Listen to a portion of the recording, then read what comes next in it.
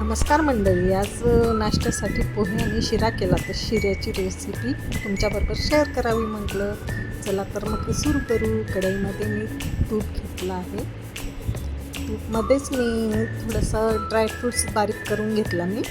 तो त्याच्यात तळून घेऊ आपण.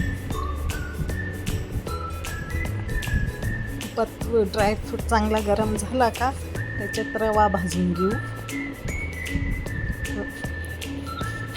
रवा चांगला भाजून घेऊ.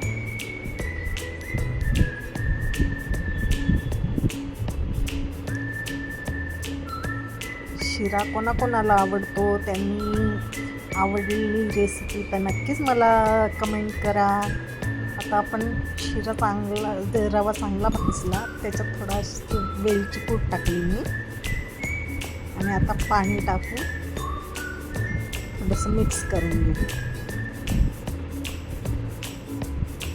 साखर पण टाकून घेऊ आता आपण त्याच्यात, म्हणजे ती चांगली साखर पूर्ण वितळून जाईल पाण्याबरोबर.